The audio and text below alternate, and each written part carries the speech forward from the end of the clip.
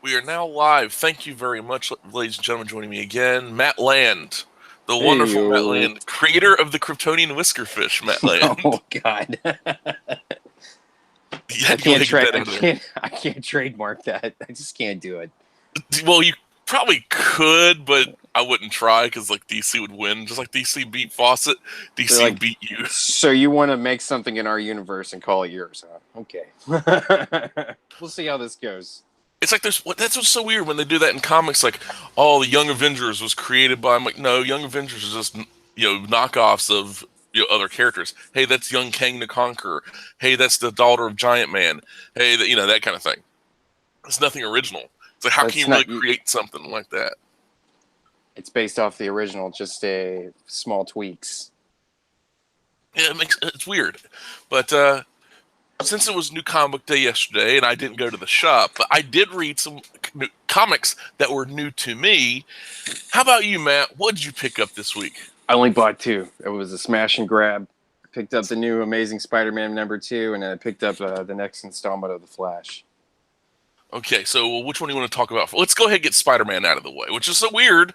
So what, 2 weeks? So it's like every 2 weeks now? I didn't expect it. Yeah, I figured we were gonna have to wait like 2 months or something like that for something this good.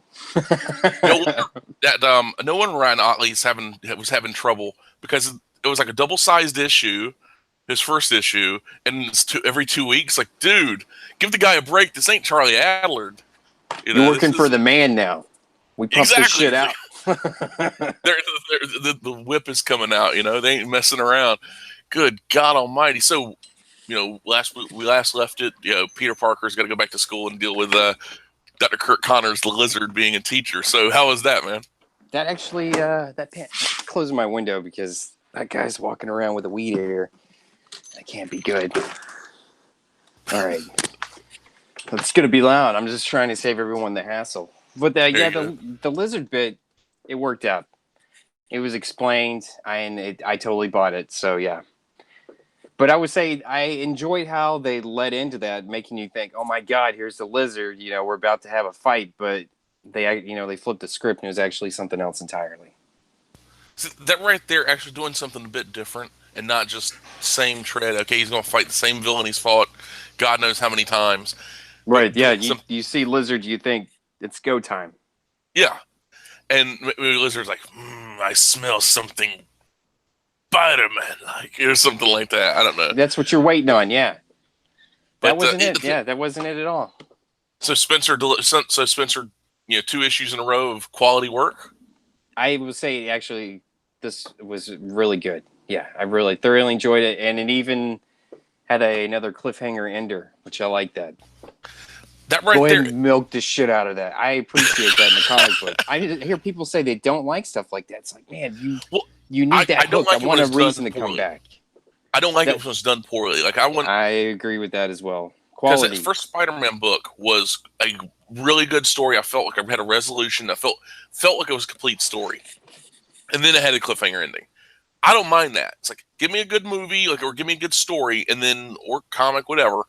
And then if you want to end on a cliffhanger, great. But make sure you deliver on that cliffhanger. Don't tease that stuff out. That's old school comics would have something similar to that. They would do the cliffhanger. Tune in next month or pick up this next month because of this. So it's like it kind of extra incentive.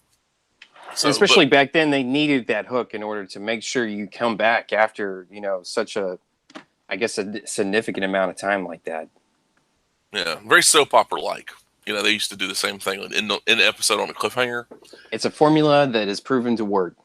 Yes, that's all there is to it. As long as you execute, it will work. It's guaranteed. So you enjoyed you spent your $5 well. Oh, they got me. Yeah, dude. It's like still $5, right?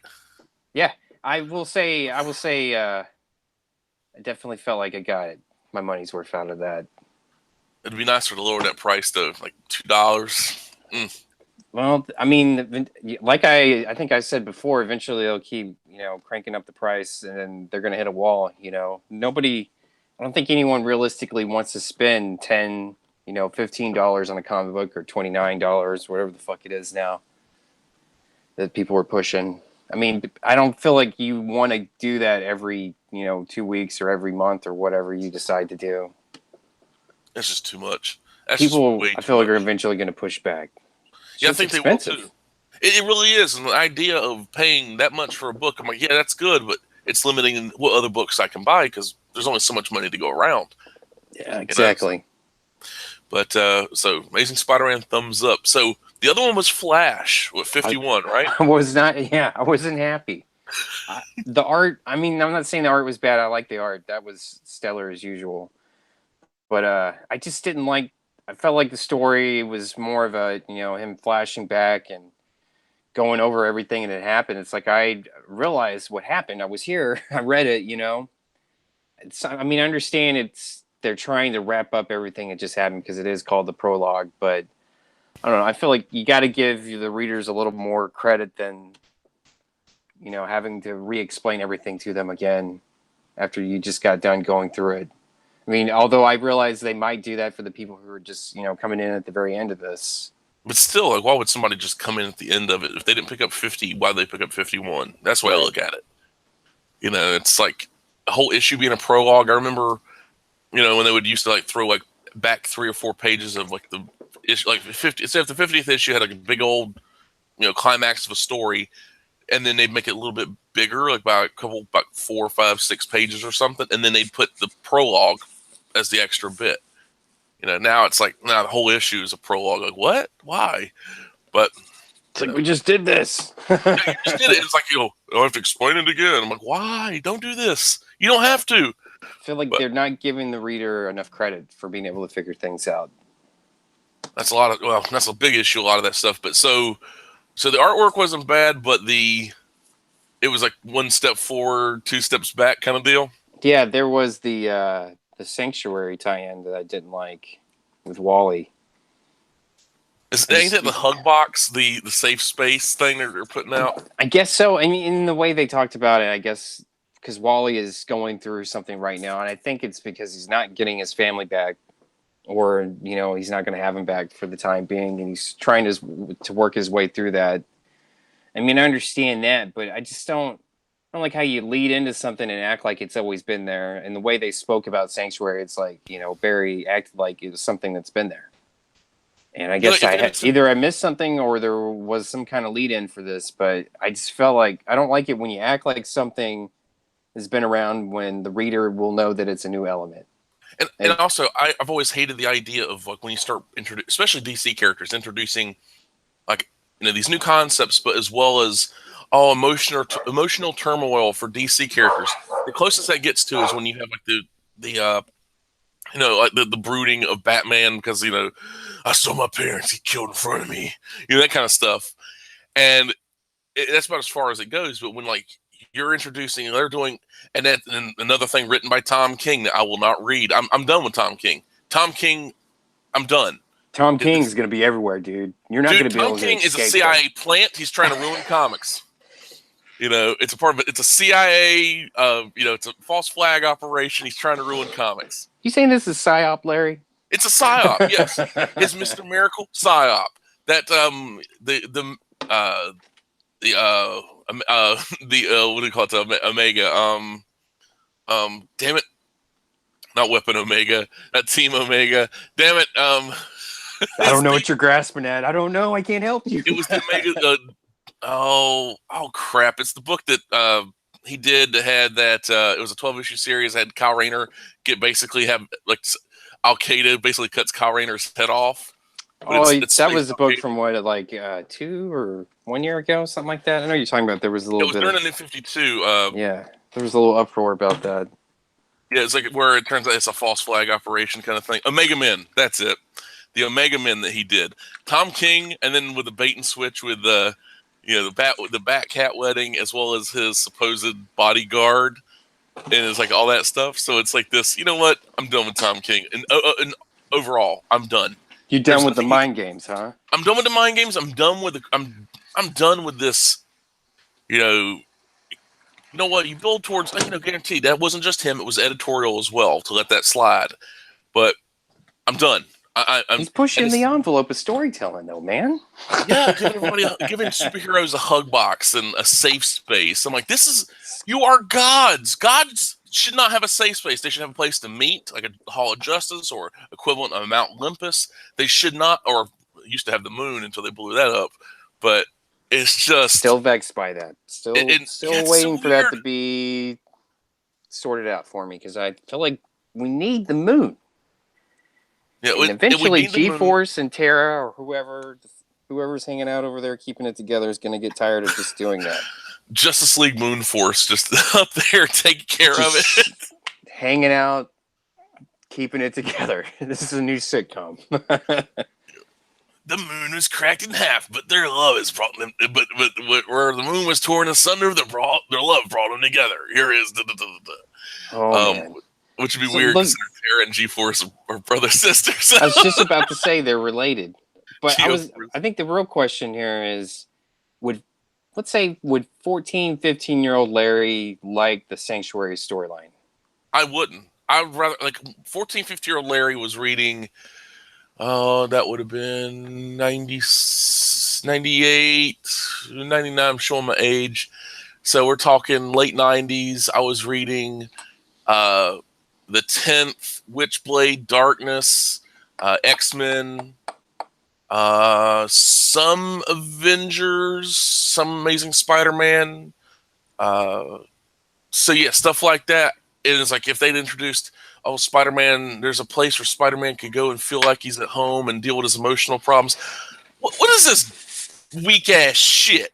I want my superheroes not to be like, I'm dealing with emotional. You know what they used to do when superheroes used to have emotional trouble? They'd work it out while running through the streets. If you're the Flash, like you'd have an image of the Flash running, and maybe he looks kind of worried, but he's running through the streets, and then you get the internal monologue of like him dealing with it, working it out on his own, or maybe like him, like in the Himalayas or something, and like running up the Himalayas, like past some Sherpas or something, and sitting on top of some mountain in Nepal or whatever, and dealing with it.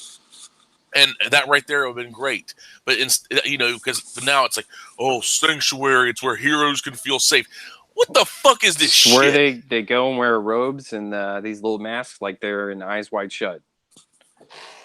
So stupid, man. It's so the Eyes Wide Shut kind of thing would make more sense. That was the thing that when I saw, I guess at Comic-Con, they did like a little mock-up, I guess, of it where they were wearing, I guess, the spa robes, and then they had the gold masks. I guess that's to conceal your identity. I don't really know how it works, Larry. I'm not a part of a cult, but that's what it made me think of.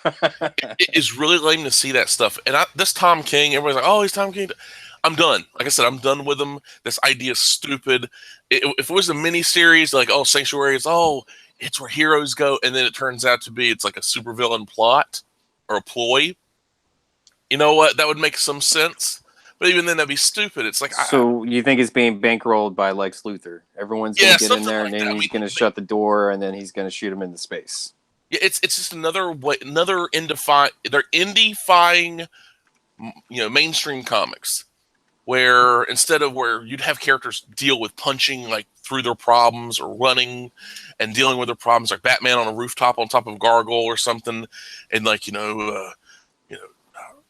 Batman brooding, but instead Batman will be taking notes, writing down his problems. Is that something else you would prefer? I'd rather it be like one or two pages of him dealing with his problems, and then bank, like I said, bank siren, sounds, a klaxon, and he goes and beats up some criminals or something. Doing that, that's a comic. But this, they're gonna go and deal with their problems. Like this therapy culture. Everybody's like, are you going to therapy or are you going to like? I don't want this in my comics. You know what works for you? These writers are so messed up. Like last night, it just makes me like Tom King and these kind of people. Tom being a CIA plant, it's a false flag operation. You're drawing a lot of attention to us. He's making a comics today. Drawing a lot of attention to us right now with this. well, shit. Well, it's better than some stuff you could say, but whoa. No, I'm saying this like I'm saying in general. Last night I was looking at some stuff. I went to. Do you remember Did you ever pick up Top Cow when you were younger? Which Top Cow books in Like particular are say you in like the talking late about? '90s, Witchblade Darkness, that kind of stuff. That I had got a Fathom. couple of Witchblades and I guess the Darkness, but I remember my mom catching on to that, and she thought it was pornography Well, not too far from it sometimes, because of how it but was portrayed back then. But I still managed to find ways to get those books, well, as anyone would after being told not to. the guy that he's the president COO of Top Cow right now, Matt Hawkins. He's like been there for like 20 years.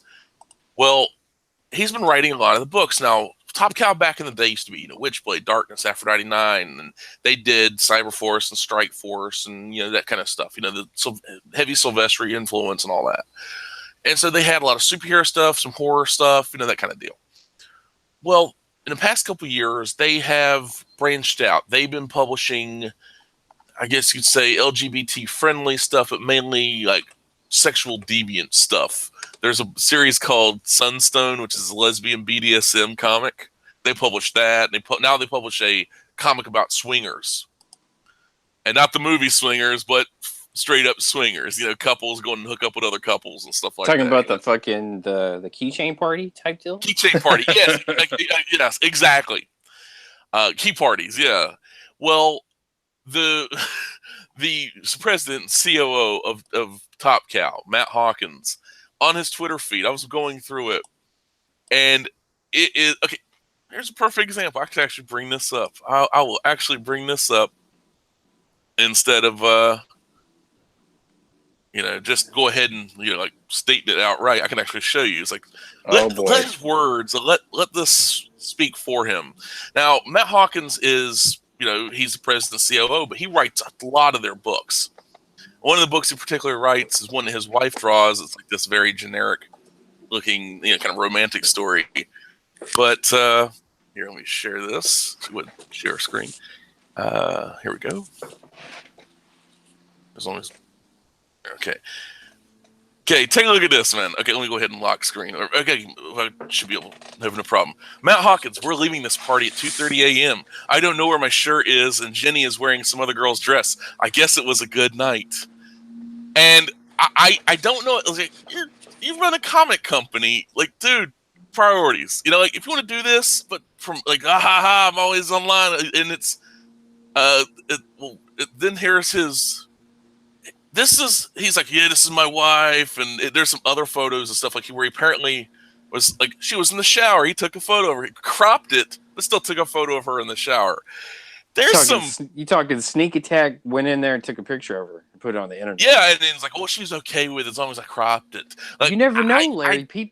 We live in a new age where she could be like, hey, I like putting that shit up on the internet. I like that. I like the attention.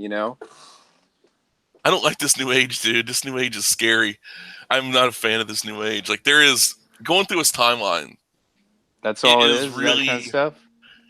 Well, apparently he had a heart attack back in like May. He had a heart attack, but a month prior, he's full on living life now. Is what you're telling me? Well, that's the thing. That's his wife. That's his new wife. Apparently, he's like only been married 3 years. According to his timeline, you learn a lot from somebody's timeline when they share. Oh, his son's in legal trouble. He shows pictures of his kids. I'm like, I don't know if I'd do that, and then talk about how they're in legal trouble. Talking about him and his wife, basically, it's saying they're into the swinging kind of stuff. But to me, it sounds like orgies. Like, what kind of swingers party where you can't find your shirt or your wife's dress? What kind of weird stuff you're getting into? I don't know. Maybe there's a thief. Maybe there was a thing. Good excuse. You don't know, man. Someone's stealing clothes from these top executives, and they're going and selling them on eBay. You just don't know. Like I said, we live in a different age. And it's this, if Rob Lowe sneezed on a Kleenex, someone could sell that. I guarantee. Okay. Let's see if I can. You're gonna Google it. You might find it already. I would not do that. Maybe we can get a deal on it. All right, let me share something. Okay, what do you think of this? Okay, what do you think of this cover right here called Grand Theft Astro? This is a book Top Cow apparently is going to be putting out. Who is this for? Who is this for? I really don't know. Like, what is this? I feel like someone drew that with crayons, but I'm not an artist. I shouldn't be saying things like that. I apologize, It whoever doesn't drew that. look I'm like. sorry. But no. I'm It's like, what is this? Okay, I'm an is this asshole. what is this half helmet translucent stuff? Are they Power Why is Rangers or is this Power Rangers and like a fucking space punk type like what are these something? vehicles? Like it. Why is that like that? Why is what? What is this? And in the description of the series is space isn't the final frontier. It's just the next finish line. Grand Theft Astro? Yeah, Or the Fast and the Furious, Back to the Future Star Wars fans will love Grand Theft Astro. What about this says Star Wars, Fast and Furious? how You know, long till Rockstar calls them? oh, that would be great. That would be great. So we see you're putting out this book here. I My don't God, know they shut about him this, down. guys. Well, it's like if you go through his timeline, you know, very comic booky stuff and everything. And We got some party stuff here. This but guy's having a good time. it's like though he had a heart attack, like he's going. Well, I mean, it's like dude, maybe if you had a heart attack, maybe that's your body's way of telling you chill out, stop doing what you're doing for a bit. Oh, dude, that means triple green light. Oh my Triple God. green light. That's what that means. Triple green light. But Everything's a like, green light. where is it? There was one. He is doing one of these called the TMI Friday. Too much information And Friday. What is that? oh, I didn't know about it until I saw it on his timeline, and I'm kind of wish I'd never saw it. But it is it's coming up soon. But If you're hearing the weed eater, I apologize. This maniac's getting really close to oh, my it's all good. windows. It's all good, man. No There worries is about that. nothing to cut out there. I don't know what this guy's doing. He's just showing up, make himself look busy. This is a fucking scam.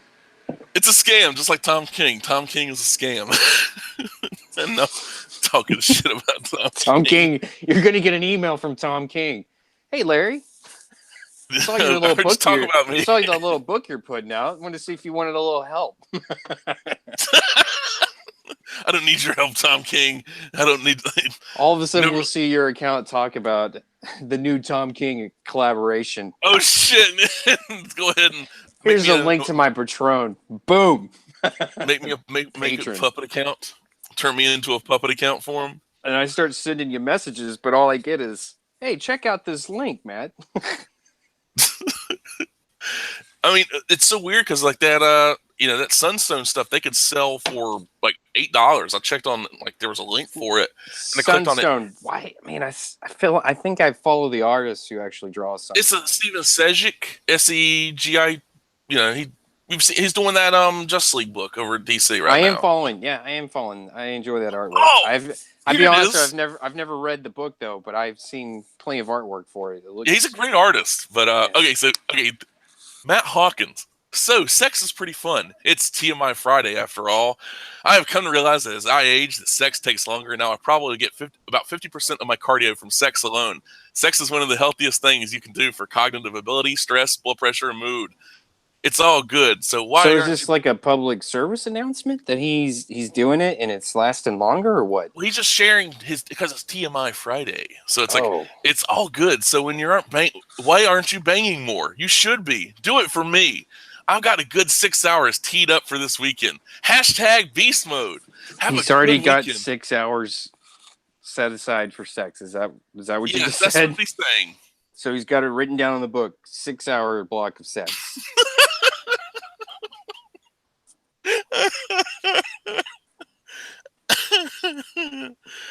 Oh, Does his God. wife know that he's got this Oh! planned out? Yes, his wife is at Jenny Chung, and that's the And she confirmed the Asian chick in the reservation for bikini. 6 hours. Yeah, she's just and so yeah, he takes a photo like this. Yeah, so yeah, that's his wife. So there you go. And it's Party a time. very. I don't know, man. I really don't know. I want to get really me a don't. little day planner and write that in there. 6 hour block of sex. I won't plan anything else out. That would just be the only thing written in here. Oh my I'm sure that's God. going to go over real well. Yeah, it's one of those things. Like I I'm really not looking. don't. I don't know who this guy is, but I feel like he's living life at that triple green light right now. Yeah, it's this idea of I like he talks about having a damn heart attack. Like, oh, I had a heart. I was on my way to convention and I had a heart attack, and I'm like, maybe chill out with the orgies or whatever, or I don't know, Maybe he the swinging wasn't party. having. I don't He know what he's wasn't doing. doing any of this to begin with, and now because of the heart attack, he's doing it. No, I I think he was mean, doing it he's before because there were some photos of like oh New Year's Eve, or like he had like a photo like, oh my night's better than yours, ha ha ha, like this oh kind of stuff. shit. And it's How does he know? how does he know? It's like, I'm out shooting guns, I got hot chicks in my arms, like my night's better than yours, man. Doesn't know what I'm doing. You know. Here he comes with the weed ear again, dude. There All is right. nothing over Oh, there, man. dude. Okay, I'm gonna tell you right now. Okay, look at this shit. Okay, look at this. This is that Brian Edward Hill. The one that everybody's talking about. Oh, he's a great writer or whatever for Talking about the Batman. guy on Detective right now? Yeah, Yeah, dude. yeah, yeah. Okay, look at this bullshit tweet. Oh Brian no! Edward Hill. Don't. The Cyberforce relaunch is basically me with Top Cow Matt Hawkins and Attilio Rojo, harkening back to James Cameron, Tony Scott, and a touch of Paul Verhoeven's RoboCop. You don't have to know anything about Cyberforce to pick it up. Clearly, because it's I'm enough. sold. Fuck you, Brian Edward Hill, and fuck this piece of shit book. It isn't nothing like fucking RoboCop or James Cameron or Tony Scott. How fucking dare you, you liar? You're a fucking liar. This is bullshit. He This sold is me, fucking Larry. bullshit. I'm sorry. He got me when he said RoboCop. Is this book out now, or is this book coming out? No, that's the book that already came out. That's the that Oh, cyber. oh That you've already read the book. Yes, I did, and there's nothing like that. It's fucking bullshit. So there's no RoboCop. If you want to know, no, the closest thing to RoboCop would be fucking the 2014 RoboCop, the fucking lame-o cop. The guy played Rick Flag from fucking Suicide Squad. Hey, that guy's not a bad actor, and I applaud him for trying to do something different, but that was not the RoboCop people wanted. He would have been, who he'd been great for? That movie, if that movie was retooled as Deus Ex Human Revolution, because that's what it basically is. Detroit cop that gets turned into a machine against his will. There you go. If they would have put Red Foreman in the movie, I think it might have been successful. You got Clarence Boddicker. Somehow he lived. We're pushing him around in a wheelchair. He's trying to kill this new RoboCop.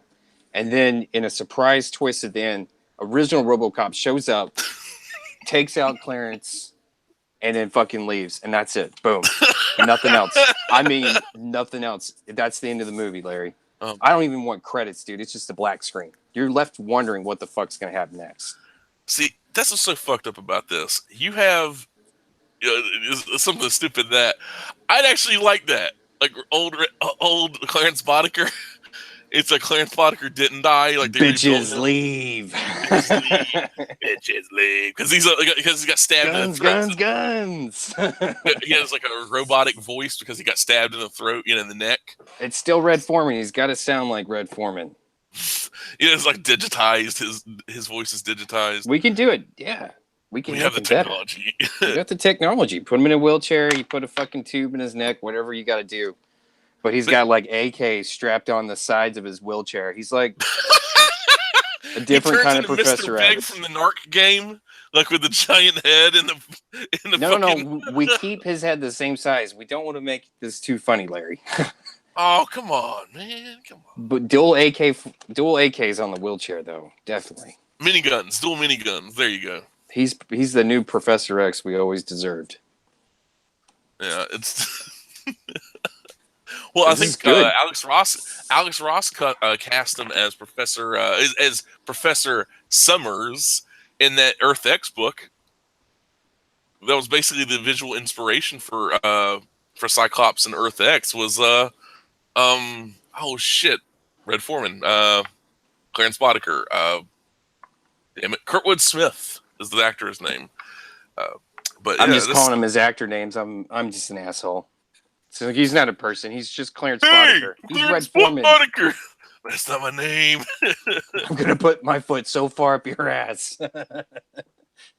You're gonna know my name. It might not have been Alex Ross the cat. I think it might have been Wizard that did that. All right, this is the For I those who've feel like I not. remember. I feel like I've seen a picture of whatever you're talking about. I just don't remember Well, seeing this in a book. this is Oh, the X-Men those team from designs. Yeah, that's yeah, Red. which I actually That's kind of like. definitely Red Foreman. Dumbass. Oh He's telling god. Dogface down there, "Don't be a dumbass." It's like a Wookiee knockoff. What is that? Dogface is Hyde, man. It's Hyde, Donna. I guess that would be Eric's fucking doublehead guy there. that would be Eric. That'd definitely be Eric. Eric and Um, Fez, and then you got Kelso as Giant Man back there. yeah, Eric and Fez, and then Kelso, and then Mila Kunis's character. I forget her character She's name. Jackie. Jackie's the fucking Jackie. Yeah, snake person Jackie there. is the Yeah, there we charmer. go. Yeah, there you go. We I cast. like it. We did it, dude. Oh shit! I'd actually watched that. We just casted this. And then like the intro, hanging out. Be an X-Men. Yeah, dude. I think, man, this is what Fox needs right here. Man, Hope they're listening in. we nailed it. We Fucking nailed it. steal it. Fucking steal it. Send me a check. You know where I'm at. Okay, so you had this idea, and here's perfect. Okay, let's say all the X-Men movies. This doesn't affect the Deadpool stuff. But all the X-Men movies, like they're like no more X-Men movies. But you get to choose like new series of movies. Like you do, director, writer, actors, story, plot, whatever. How would you do a new X-Men series of films? Like, who would you cast? Who would you get the director? You don't have to have every single answer. I realized I came up with this and then I didn't even think about it. So we're going to get something organic here. Okay. So definitely go, not man. Brian. Definitely not Brian Singer. So he's out. You're done, bum. Okay. Go do whatever you do, whatever that is. About to say whatever or whoever you do. Whoa! I wasn't gonna open that can of worms. He'll open a can of something, all right, but it's probably going to be something other than worms. I wouldn't mind seeing the Russo brothers do an X-Men movie. Okay, so a Russo brothers directed X-Men movie.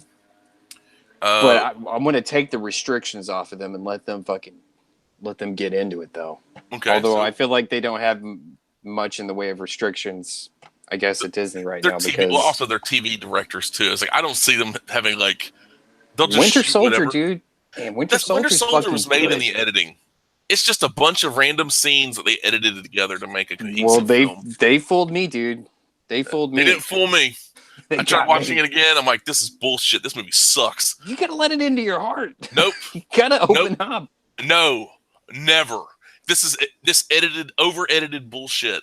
It's like they can't shoot action. It's like Wolverine Origins, dude. You gotta let that into your heart, man. I love Wolverine, X-Men Origins Wolverine into my heart. The video game. The video game gets to come in my heart. The movie stay in the fucking gutter. That is a stellar fucking game. I will totally agree with that. Stellar game. So, Russo brothers directing. Any particular? You got a writer in mind, or no writer preferred, or anything? Let's see if I could think of someone. Ooh. Max Landis? But the guy. No. I don't got nothing against Max. Because what was the movie he did where the guy ended up becoming he was like a spy or American whatever? Ultra. American Ultra, yeah, that was the name of that movie. I couldn't remember the name of it, but I will say that movie, I sat down and initially I just turned that on for background noise and ended up watching it. So I did like it. Okay. And I did read, I guess, his Superman book, like one issue of that. I don't know. It didn't resonate with me, I guess. It's a bad book. I actually I bought the hardcover because I was willing to give it a shot. I read the first issue and I was like, all right, this could be okay. And then I didn't apparently read the entire issue because there's a back, because I read it digitally. Hey, that picture you got up right there, dude, that Alex Ross redesign of the X-Men costumes, that's pretty nice. I definitely enjoyed that Wolverine costume more than anything else. Yeah, I like that Cyclops design too, even though that's very similar. I'm not big on the trench coat hood look, but the rest of it that's I do like just for like the public thing. But the way the suit initially looks, like I guess in where the blacks are situated and how the X is a little more prominent, I do like that. Like this right here, like that's how it's supposed to look, though. Yeah, that right there. I remember this Wizard issue. I will say that definitely. Yeah, that looks legit, don't it? Yeah, the one thing I would take out would be that the line at the That right thigh, there, yeah, that could go away. and maybe put like red highlights on the bottom soles of the boots, like that kind of thing, like to So separate you it just out. make it to where like the X is just going all the way down Yeah, so it's like you organically. clearly tell it's an X. I mean, it's like that ain't a problem. You know what that is. You know that's Cyclops. I don't Yeah, need to write that out for you. I like the Hopefully. design. That's a pretty cool design. That seems like pretty simple too, but I think it What would be about the guy really that wrote Lost? What's his name? David. Damon Lindelof. Yeah, dude, Are that you guy. kidding? I Are you know. messing? Are you trolling me, bro? I'm not trolling you, dude. I'm talking. Bring him in. Bring him in. All right, Bring him your in. movie, your call. So Damon Lindelof writing for Russo brothers. Who'd you? Okay, I mean, what would you be your core X-Men? Got to go with the original team. And I Okay. don't mean what you picked out. I mean Jean Grey, Beast, Archangel, Iceman, Cyclops. Original X-Men, X-Men #1 X-Men. There you go. I don't want no Wolverine. Well, you know what? I feel like maybe it'd be beneficial to do kind of a mashup between this and then what was it, Uncanny X-Men with the island, I guess, Karakora or whatever, Oh, that Krakoa. relaunch. Yeah, Krakoa, the living island, the mutant You island. could briefly touch on the 5 original X-Men and kind of have that lead into the new generation of X-Men, which would be that storyline. And I feel like you could seamlessly put those into each other without having to go back too far into the original X-Men's origin. Because I mean, everyone knows the origin of the X-Men by now. Yeah, it's You're not buying this. that You're like, aspect of it. you're gonna have to do one or the other. Yeah, it's like that aspect of like going, like would you retell within like the first couple minutes like the kind of the you know Magneto attack on Cape Citadel and wants to take the nuclear missiles and all that stuff? Would you tell that tale or Some kind of something flashback, else? some kind of montage. That's probably not a good word to use. I feel like that's when you have this, well, I will say, Patrick Stewart usually does a narration. God, this guy's right here. Hold up. All right. There's definitely no grass by my fucking door, but this guy's right by the. Hey, calm the fuck down. It's okay.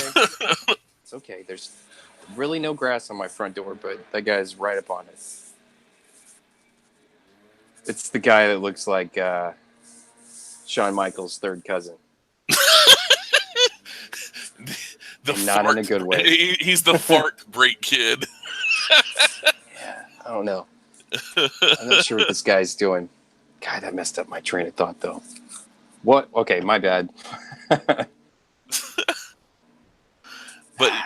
well, doing a montage sequence, kind of like So yeah, you would definitely have dealing with the origins. some kind of narration, some kind of montage sequence, kind of touching on X-Men were formed, show the highlights. You're definitely gonna have to have the Magneto fight because that right there is a big, that's a big one. So that's got to be there, and then you can kind of sprinkle in different little things, maybe with Professor X finding each of the X-Men, going to Jean's house and talking to her family after her accident and all that.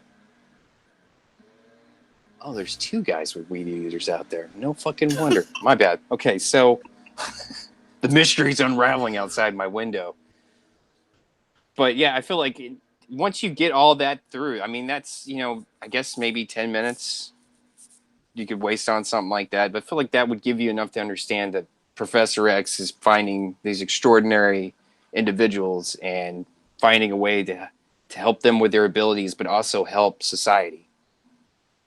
Without, you still got all the stuff that, people don't like mutants. Definitely going to have to keep all that intact because, I mean, that's part of what I feel makes that back then X-Men strong was some of the the adversity they had from not only the public, but, everyone else in general.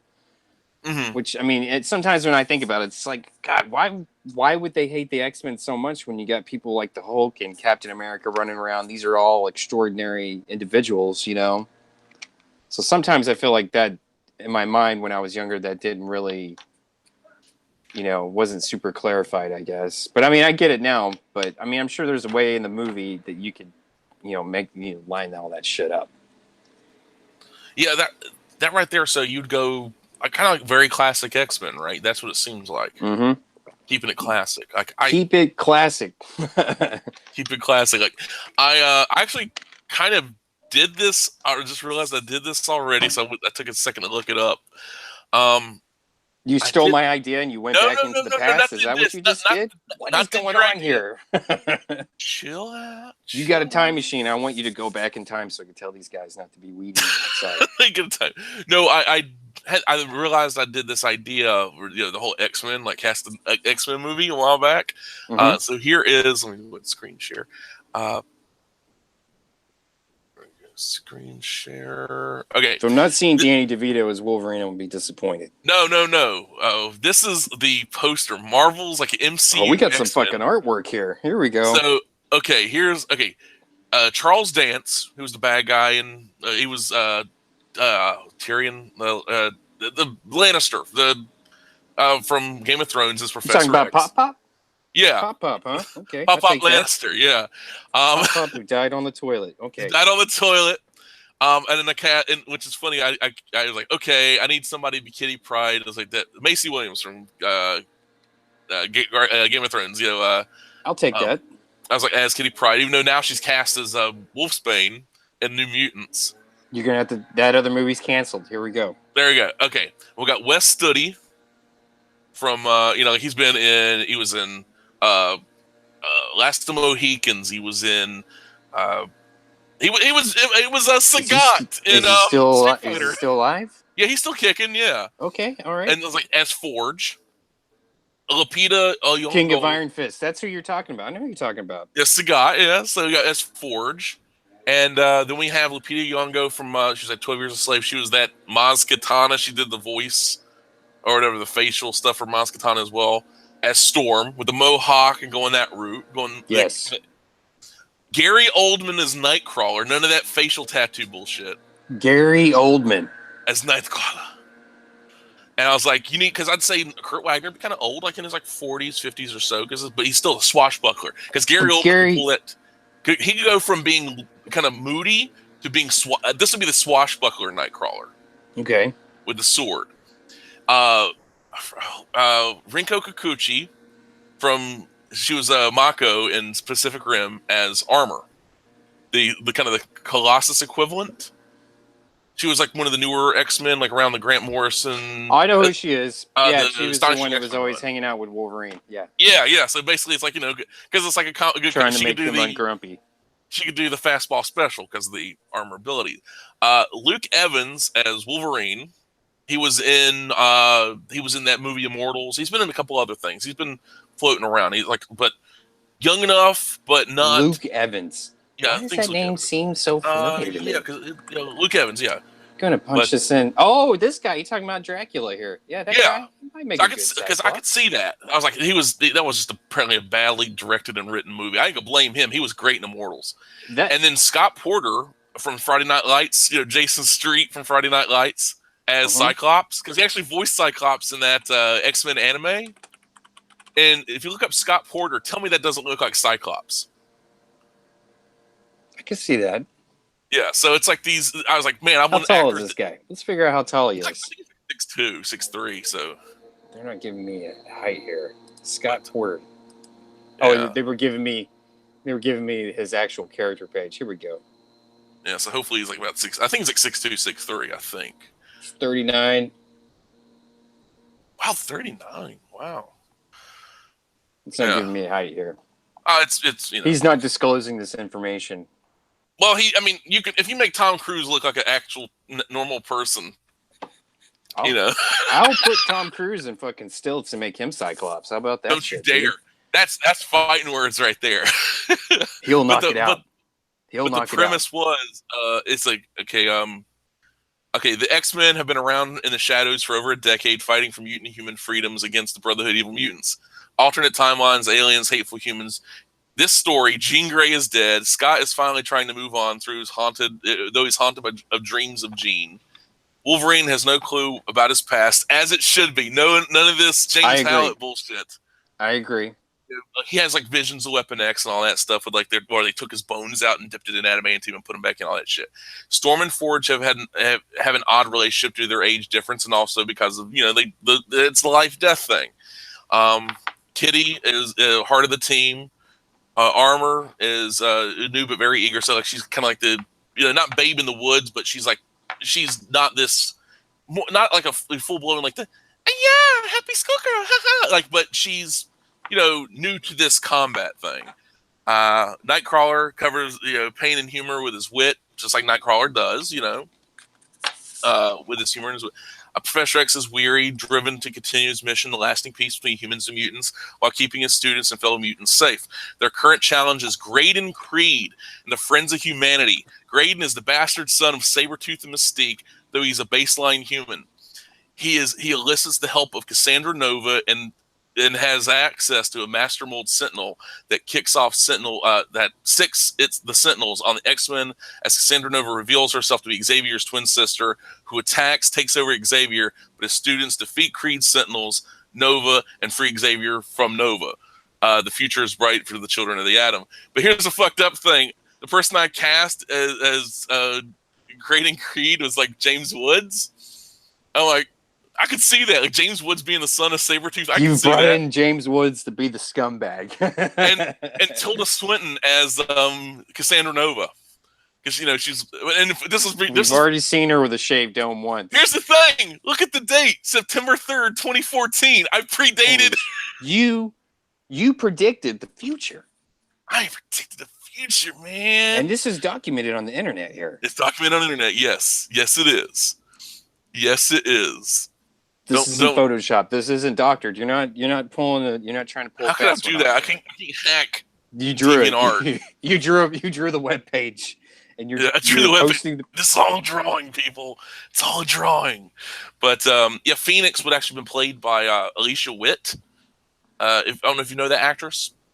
She was you might mainly know her for I think her biggest role might be from Dune, might be as the little girl from Dune. But she was also in a very unfortunate animated film, which will tie into something else.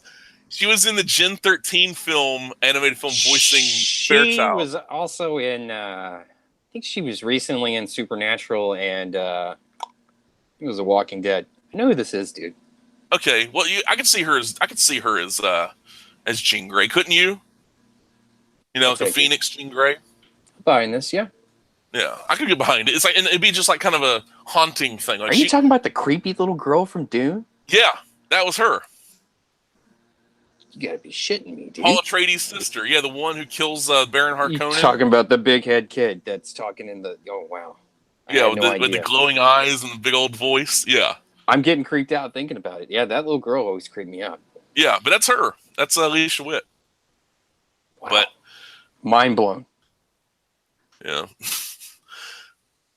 But yeah, it's like it's so weird to see that. It's like, And so you were saying earlier before the stream that you asked me a question. What was that question, Matt? If you had watched the Judas Contract, the Titans movie. And I said, no, I had not. And your response kind of cracked me up.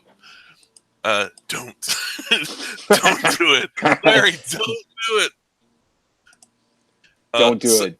Why not? Why should I not watch this?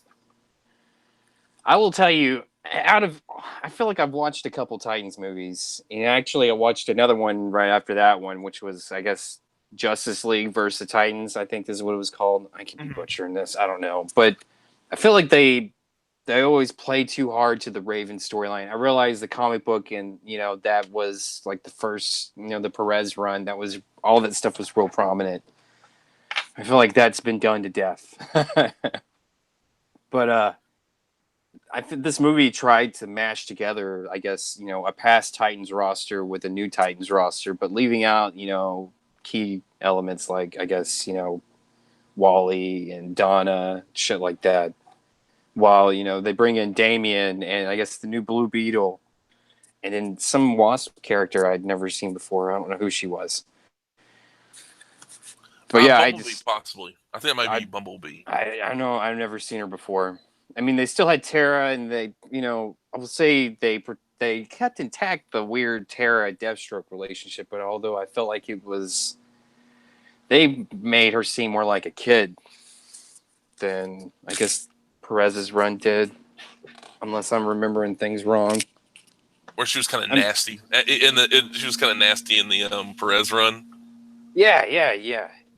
But I don't feel like in the Perez run they didn't ever like portray her as like a kid.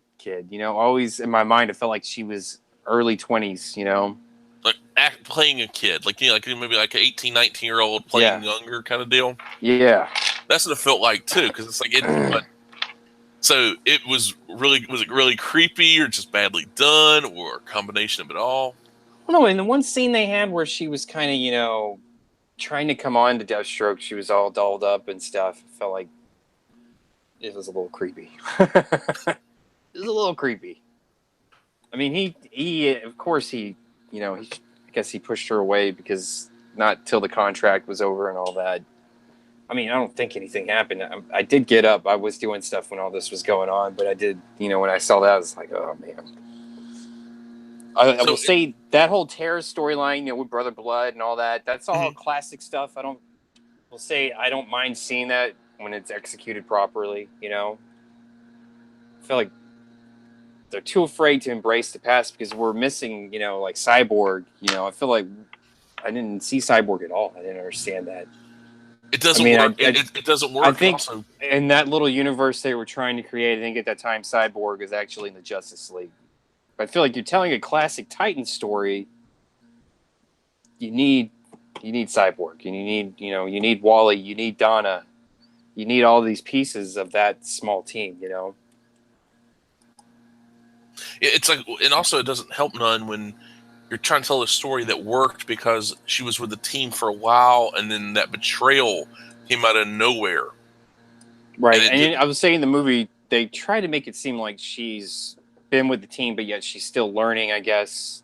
I mean, obviously, it's a movie they can't try to cram in however many issues of Perez's run that was.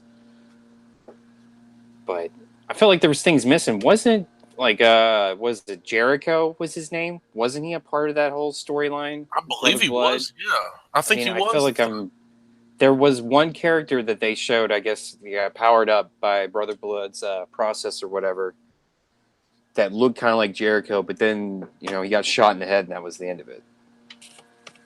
Yeah, it's this idea of trying to take something that works in a serialized format over a long period of time, where the build up and then there's development of these characters, and then all of a sudden go, oh wow, like, oh, she's evil now. It's this makes no sense. Like, it doesn't help at all. Like, here is the let me go ahead and bring it up.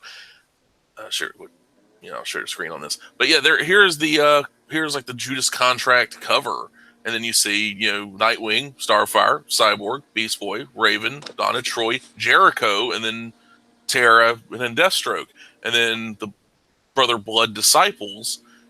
Without this team, it doesn't really work. You can put other characters in there, but it doesn't work without this team. So you could I feel do like whatever you want they to do. added in new characters for the sake of trying to keep it more relevant. I wish when they make these animated movies, they wouldn't be afraid to make it in the classic style of which it True, was make made. it true to the story. Yeah, Don't be afraid to do that. I mean, I think I understand that the whole, trying to reach the crowd now, but and there's still a crowd that is attached to this Perez story in the way that it was, written. And obviously it wasn't a bad story because it still resonates even till today. exactly. These are classic stories that you doing them today in such a truncated format, and just cutting out all Jesus the important Christ. stuff. It ruins it. It's just this, like, without Jericho, without Donna Troy, without these characters, and I also love those costumes. Even though they're some, I've never been the biggest fan of that Cyborg outfit or that Star. I like, it's like Donna Troy. I love that outfit. The red with the stars and everything. Jericho, Raven is, you can't really say nothing about Raven or Beast Boy. Starfire, I always like the way it cups right there, and it's like, only thing I think of is like they're just gonna pop out. She moves forward, they're gonna just pop out, and it is Teen Titans, so it's really, yes. Wonder why nobody complained about that. You know, She's an alien, dude. She's from yeah, a different culture. she's You're not allowed to question that. okay. You leave her costume alone. It's a culture thing. That is Starfire, not Hooker Fire. That is not Hooker Fire. Hooker fire. Hooker Fire. Hook Fire. Well, especially when she first met Dick and she kissed him so that she could learn how to speak our language. There you go. Yeah, it's like, and Nerd and Nerdettes in chat would know it's a husband and wife team, got a YouTube channel. Great folks. I've talked to them. They would definitely pop out. Trust me. Talking about the boobs. So yeah, there you go. That's guaranteed right there. You've heard it here, folks. But that's one of the things. You know, though she's alien, you know, it's like maybe the outfit has like some kind of cling to it. You know, like there's some kind of alien cling, like it's some alien version of double-sided tape. But yeah, this doing what they did. Unstable particles, dude. Wrong company. Oh God! We won't tell anybody, dude. We won't tell anybody. It was so. I don't know if you read this one. It's not as. It definitely isn't as dark as the Judas Contract. This is a great comic right here. Teen Titans Year One.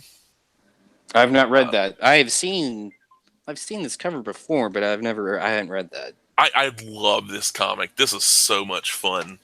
Who is this by? This was Amy Wolfram and Carl Kerschel. Carl Kerschel did the artwork and everything. So it's got this. It's cartoony, but it's not like full blown anime or full blown like, you know, Archie kind of style. But it's like weirdly in the middle. And I liked it a lot. I really did. It's like I love the character, like the way they bounced off each other. You know, and it's you know, Year One story. So yeah, I recommend it if you've not read any of it. It's so much fun. Also, I love Donna Troy, and I love how Dick Grayson is Robin before he got all cynical, became Nightwing. But he had to grow up, man. He had to grow up. True, very true. He had to come out of the shadow of the bad. Yeah, Nightwing Year One's another great story. That's a really good one too. But that was collected, so I don't know if it's still in print. But yeah, these kind of stuff, it's good comics, really good comics. But you know, too far and few between nowadays, it seems like. But so like so I didn't read any, you know, kind of back to the original topic at hand. But I picked up a bunch of what ifs, okay? And, you know, would you know it that What If Volume 2 is one of the most depressing runs any comic I've ever read? Like, okay, perfect example. Let me grab it real quick. I actually have the stack of them. You got the complete run of Volume 2?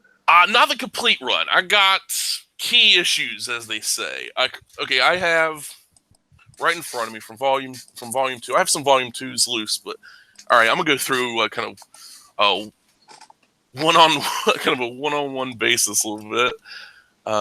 Let's see. Here we go. All right, we got What If Wolverine was an Agent of S.H.I.E.L.D. Now, this is Volume 2, number 7. Illustrated What if he was? Because he is. I thought he was. I guess, I don't know. This is Wolverine's one of the few ones. Dude, this is one of the few ones where the future is actually nice, because Wolverine's an Agent of S.H.I.E.L.D. That means he's not a member of X-Men, which means he actually can do something, you know, actually help out for a change. And because he's not a member of the X-Men, he prevents like Senator Kelly from becoming like, you know, he prevents the Sentinel program. He prevents Senator Kelly. So the Sentinel program doesn't get started back up, which means they don't go to the moon, which means the X-Men don't have to go into space, which means Jean Grey doesn't become a Phoenix. And so he prevents Days of Future Past, Dark Phoenix, all that stuff. And so you're saying because Wolverine's got a badge, things are different. Yeah, because Wolverine, because he gets mellowed out, he becomes director of S.H.I.E.L.D. So that's like one of the few nice ones. Then we have What If Wolverine led Alpha Flight? Norse. Okay, do you remember the issue of Uncanny X-Men where it's like, I think it's issue 120, 121. It's where Alpha Flight show up to take Wolverine back, and the X-Men fight him. And in the comic, I Wolverine remember that. escapes. Yeah, they were trying to take him back to, I guess, Department H. Exactly. Well, in this comic, the They X-Men actually take leave, him back. Wolverine goes with them, but the X-Men say, we're going to go back. We're going to sneak in under Canadian radar, and we're going to go get back Wolverine. So Canadian government's like, warning the X-Men, like, don't come here. And it's like, hey, we got to get Department H online and send, Alpha Flight to go stop them again. This is a legit cover for that book, dude. Yeah, let's see. That For which artwork one? looks familiar. Which one? What if Wolverine led Alpha Flight? Yeah, it's Brian Hitch, man. Let me see. I was gonna say that looked kind of familiar. Actually, I can bring up the most of the covers. Like, see, see, that's number 59 right there. Yeah, what if I want to say Volume 2? I think I've read this before. It's been a long time. Yeah, it's been like I've never read that one myself until like I read it. So it's like because it's like I was going through like a bunch of covers, like writing down ones that looked interesting, and it was one of the ones I'm like, "Ooh, wow, I like this. I like this a lot." It's like it's just, but you get these books right here. But it's Brian Hitch artwork, early Brian Hitch, and some of the artwork's really good. It's classic Brian Hitch, and then some of it's a little, to say iffy is being Iffy, you're being kind of nice. But it's like because you'd expect you expect current Brian Hitch, and you got to think this is like where he was still kind of getting his groove. And let's see, here is the cover for that for those interested in the visual element. Here we go. This is the What If Wolverine led Alpha Flight cover. Now in this, okay, North Star gets the call because he's the one at the listening station or on post. It's like X-Men are coming back into Canadian airspace. Get Alpha Flight and get them in the air and stop them. North Star erases the message, doesn't tell anybody because if Alpha Flight doesn't respond, Canadian government will take down the aircraft. Canadian government take down and kill all the X-Men. North Star didn't tell nobody about it. So Wolverine eventually comes to terms that the X-Men were killed. The Alpha Flight, because nobody told anybody anything. So when the Hellfire Club backed up, Wolverine goes in, but Wolverine's like, "You smell like an enemy, like you're afraid of me." It's like this. So North Star eventually, it comes out that North Star killed the X-Men, but still Wolverine hacking them to pieces. I was hoping Wolverine would take his legs from him. Wolverine just accepts the fact that the X-Men are dead, which was so weird. It's like that made me more angry than anything else. How could he just accept that? Exactly. That North Star let them die and did it because he's this French Canadian punk, and it pissed me off. It's not my jurisdiction. I don't gotta care about them. Exactly. But the next one I read, which was really good, is What If Iron Man Sold Out? And I love this cover. It's like he's just like all mopey and shit. But this is what if Iron Man, after he got back from Vietnam, he ends up, instead of becoming Iron Man, he says, "Hey, this thing is keeping me alive. I can make this technology, and so like I can keep infants alive, keep people that are sick alive, but also the militaries of the world start like making their own armor. So basically, it's armor wars, but global wide World War armor." Explain to me why I'm seeing Magneto in the background, though. Well, think about it. If everybody's using Iron Man armor, who would be the biggest badass on the block? Fucking Magneto. That's a lot of tin cans rolling around. Exactly. So he shows up, and like Tony Stark, he become reclusive because I can tell with the 5 o'clock shadow and the mopey and the long hair. That doesn't look like the Tony I know. No, he got reclusive, and he was, he would not allow anybody to have better armor than him. So he builds this giant armor that is nuclear powered, and it's this insane, like it's like 200-foot tall, Evangelion style but bulky. And so this isn't prideful, Tony. This is, I'm scared I'm going to make this suit that's going to scare everyone off type exactly deal. It's a deterrent, like a nuclear deterrent, almost literally. Hulkbuster, huh? Super Hulkbuster, yeah. It's like this planet buster. And the Magneto shows up, and because all the Iron Man armor and like early in age, as it were, no Avengers because nobody needs Avengers. Nobody needs Spider-Man. They just got a bunch of Iron Mans rolling around. Like Peter Parker was Spider-Man for a while, but he gave up being Spider-Man because he didn't need to, because everybody was like, by the time he get to the crime or whatever, one of the the Iron Guard, as it were, the police officers in the Iron Man armor would show up and solve it or fix the problem, which is to me really genius, because that's really interesting to see that happen. Then there is had these other two, which are wow, I got a lot.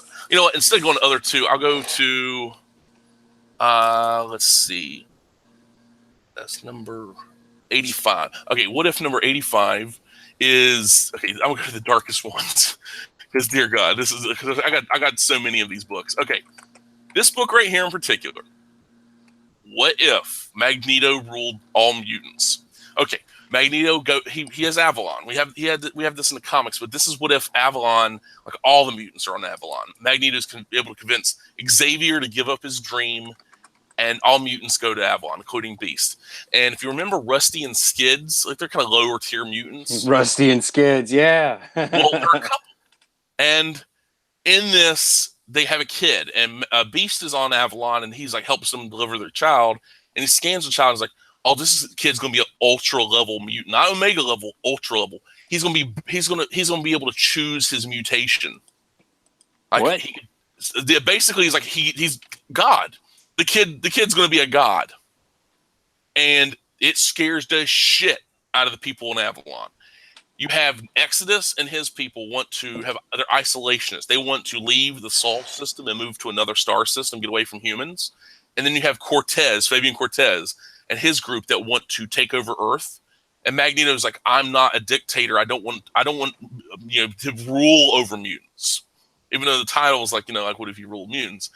So what happens? The information gets out that Rusty and Skid's baby is ultra mutant, and that because he's ultra level, that it's like he's god tier, and like if more kids are like this, then they'll treat standard mutants, like mutants treat humans, and they don't want that. So Amelia Vaught and the rest of the acolytes and these two warring factions, it's like civil war with Avalon. They hunt down Rusty, Skids, and Beast. They attack them. They break through Skids' shields, and they murder her baby. Holy shit! Murder a fucking kid, and it unites Exodus and Cortez, and Magneto is like kind of unites them all to like prevent, like they're going to scan for all future children to make sure like none of these ultra level mutants are born. Colossus, who's been this little acolyte for years, he leaves, and the reason he leaves because he found out Magneto used his powers to manipulate Beast's scanner to show the scanner he's an ultra level mutant. The kid was a flat scan. He was a baseline human, and they murdered this child so they can unite the warring factions on Avalon. And Colossus is like, I ain't having none of this shit. So Magneto killed a baby just to unite mutants. This is bad guy Magneto, huh? That is fucking evil Magneto. Like, what the fuck? That right there was like, Jesus Christ, what the fuck? And it's like, and there's like, actually, I don't know what's for. I mean, that's horrible, but there's another book. I think this was probably one of the worst ones because it's actually at the end. Excuse me. At the end of it, it had a like it's like seek counseling helpline kind of thing. It was what if the Incredible Hulk, and it is the man, the monster. It's like what if Bruce Banner was the real monster, and that this. I think I've read this one before. Well, where I guess Bruce Banner beat his wife. Is that what this one is? He breaks her jaw. Yeah, he breaks her jaw. Lord, yeah, and then like, in this, like Bruce Banner is this madman. He's like the monster, the supposed monster, which is this angelic being. I don't want to hurt no one. Peace and love and all that. And Bruce Banner's like I gotta destroy that pansy creature. So he, convinces the military that this is a threat. It's like a foreign threat. Knowing that he, like apparently Bruce Banner is scared, he's claustrophobic, goes into a nuclear submarine because he's a colonel in the military. He's a colonel. This is Colonel Bruce Banner. Goes into the military, and then he's in the military, but goes into a submarine, and because he's claustrophobic, ends up turning into this angelic being. But Bruce Banner had planted a bomb in the submarine. He kills everybody in the submarine, but he made it look like this angelic gamma being that's like peace and love and whatever. All that is an agent of the Middle East. So he starts a war with the Middle East and then when he used gamma bombs, and then Betty's like, screw this, I'm out of here. I'm telling people. So she goes to tell Doc Samson. Then Colonel Banner shows up, convinces Doc Samson to commit Betty to a mental institution, and then for his troubles, Doc Samson's shipped to the front lines of this nuclear conflict. This is like the kind of the idea of where they would drop nukes and send soldiers right in. It's that idea. And Bruce Banner wins. The bad guy wins. It was horrifying. Absolutely horrifying. It's like, if you're in a abusive relationship, please seek this. I'm like, oh my God. Whoa. And it's like, this is the kind of the angelic. It's like, please stop. I don't want no trouble. It's so. I do so remember, disturbing. man. I might tell my brother to dig this out for me tonight down in Texas and take a picture of it for me. But yeah, I remember the story. It is a little jarring. Really, it really is, man. It's like it's just compared to the other what if stories. Yeah, that one's a little bit, I guess, a little different, a little less comic booky. a little too on the nose, as it were. It's like there's some really rough ones out there. This shit's getting thick, yeah. Well, the last one I read, the last one I had some, of course I had other comics, but this one I remember having years ago. I'm going to share screen again. Let's see. Here we go. It was What If number 98, starring Rogue, featuring Nightcrawler. It's called Children in the Attic. And I remember having this cover because I love the cover. It's like the Mystique face, and then it's like you got Rogue and Nightcrawler. It looks kind of like, kind of cute, like a little romantic or whatever, right? Oh boy, no. well, here's it's What If Volume 2. So prepare for nightmares or horror. It's like basically what if the story is like, what if Mystique didn't abandon Nightcrawler as a baby? Because in the comics, she threw the baby down a waterfall, and then the Wagners found him and raised him, and he went into the Munich circus and well, it wasn't the Munich circus, it was a family circus, but the Wagners, Kurt Wagner. All that. So Mystique takes, Nightcrawler and then raises him. But because she was so horrified the fact that she at one time was willing to throw her baby down a waterfall to save her ass, that because in the comics, like Mystique had taken the form of one of the villagers, like, I found this mutant baby, and then throws it down, a waterfall, and supposedly kills the baby so she can escape. Well, in this comic, it's like she's been raising Kurt, but keeping him locked up in the attic. At the same time, she's been, doing the whole Brotherhood thing, like training Avalanche and Pyro and Blob. And so this is like when she recruits Rogue, and Rogue's there, but Rogue notices this boy in the attic, and it's Nightcrawler, but he has no self-defense skills. This isn't swashbuckling, beat him up Nightcrawler. This is Kurt, who's been hiding in the attic, being treated like because his mother's been human being, like, his mother's been like, I can't let him out in the world will hurt him, this and that, So eventually Rogue realizes that not only can she absorb somebody's memories, but also their mutant powers. So she's like, why are you hiding him up there? And so she grabs on a Rogue, Rogue grabs on a Mystique, realizes what she did, and is like, you're hiding him up there because he's like some mistake. He's not a mistake. He's a beautiful human being. He's a kind soul and all this and that. And like, that's the truth. And that's Nightcrawler. That's Nightcrawler in a nutshell. So eventually Rogue wants to abscond with Nightcrawler. Let's get the hell out of here. And because he's been locked up in the attic, and the only people that know about him is Rogue, Destiny, and Mystique, the Brotherhood think he's a member of the X-Men who've been infiltrated him. They kill him. They break his back, and then they suffocate him. Like Pyro's fire, takes the heat, takes away the oxygen, and so he suffocates and dies. What the hell? And so he's like, I can't feel my legs. And I was like, oh my God. He's lying there dying, and the Brotherhood's like, yeah, we killed one of Xavier's mutants. And it was horrifying. And Destiny warned Mystique is like, like, don't do this, Raven, don't do this. Like, kind of like what you've been doing. And Raven's like, I won't be controlled. I won't let the future control me. I'm the one that shapes the future, that kind of shit. And so she ends up, getting her kid killed. And Rogue kisses Nightcrawler right before he dies, and basically and so she shows up later. I guess alluding that she's a member of the X-Men, and she has like blue skin with the elf ears, and she's like, you're gonna die alone. I'll never forgive you. And apparently, like, Nightcrawler's spirit is within her too, kind of like how Miss Marvel was with Rogue, but not Holy as. smokes! And so, literally, holy smokes! Like when she flies off in the sky, it's like a plume. It's like a rocket. Like it's a rocket of like the BAMF smoke. The brimstone, and she's like flying off the night sky with the brimstone because he's behind her. passing through hell to come back. Yeah. Exactly, and it's like in Mystique's on the ground, like just sobbing, and like she's got the urn of ashes that were Destiny's ashes, and like she's like like told you're gonna die alone, no one's gonna love you. It's like, whoa, what the fuck? Holy This cow! stuff is brutal. But I mean, it's great. Like, I mean, you don't see like this hard hitting stuff, but it's so hard hitting, and like to read it back to back to back to back to back, it's so.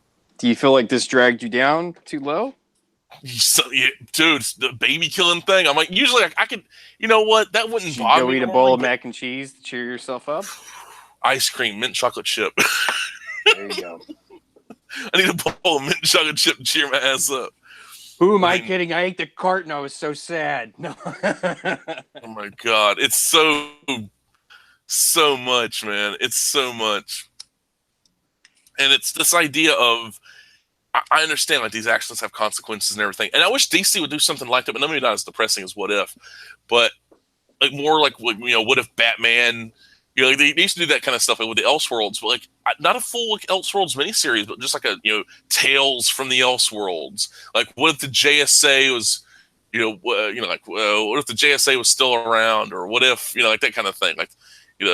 There should be a series where these creators can come and get off the sidewalk. Definitely, I agree with that.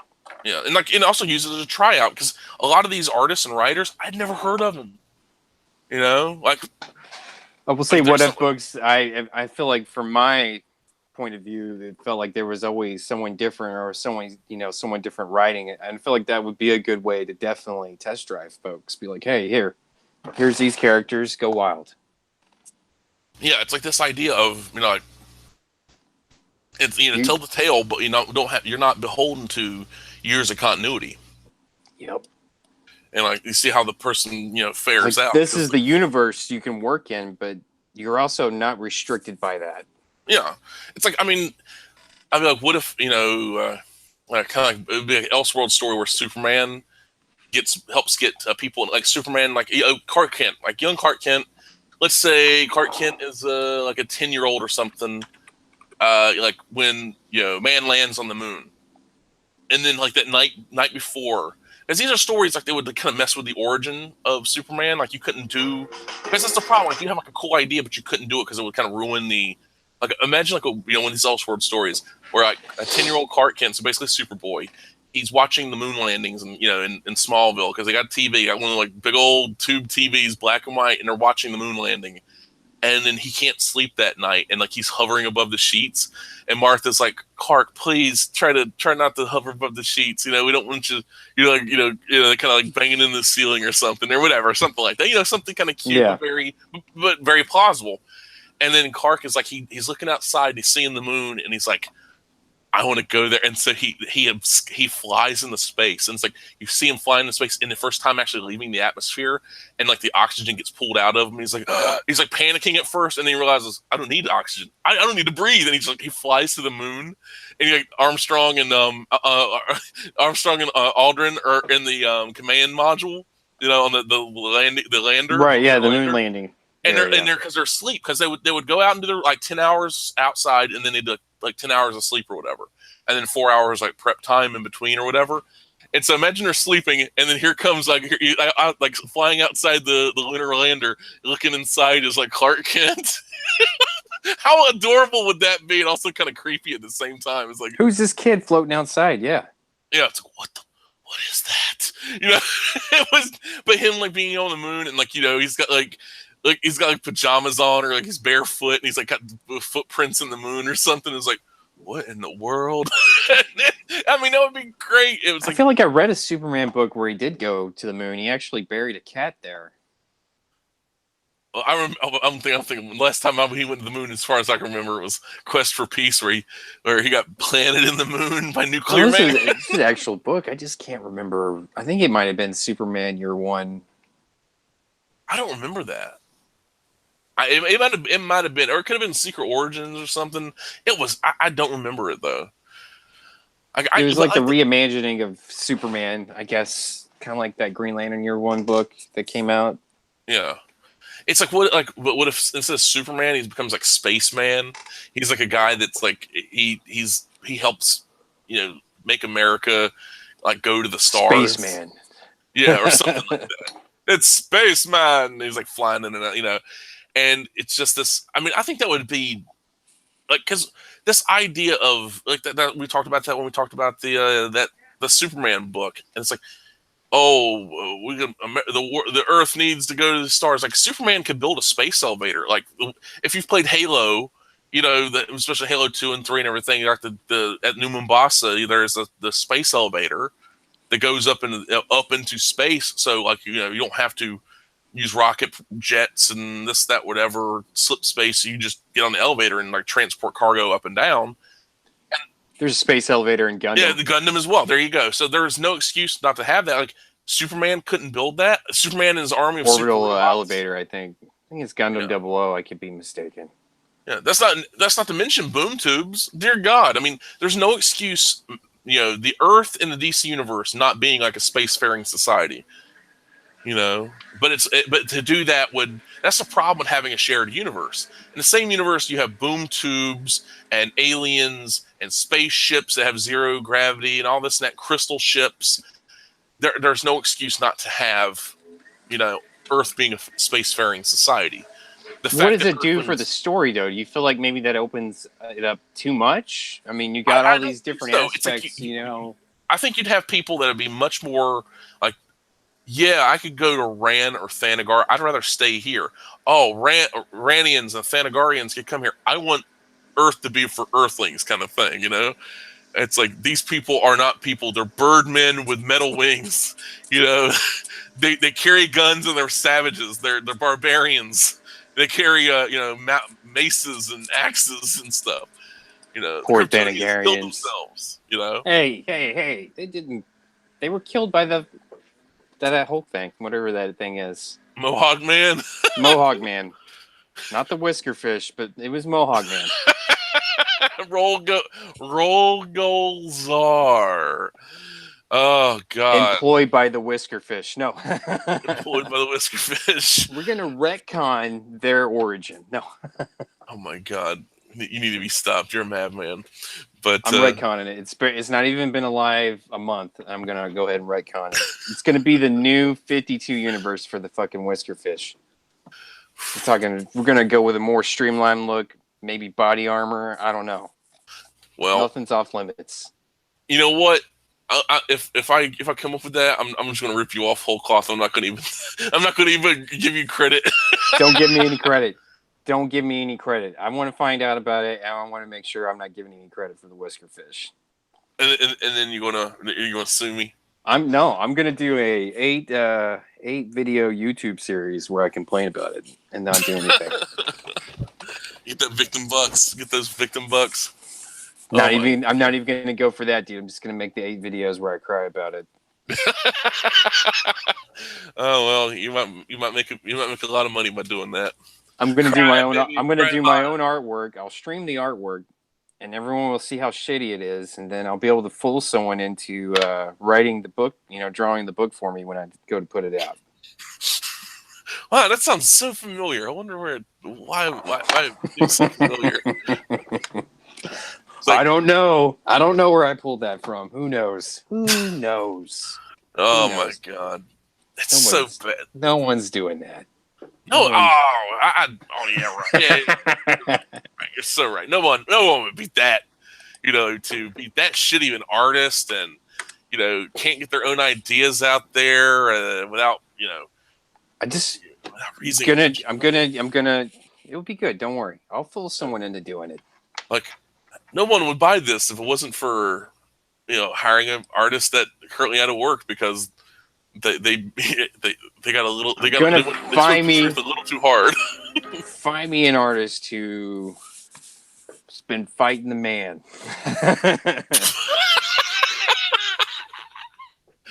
We'll Great way to figure it put out. it. Great way to put it right there. Jesus.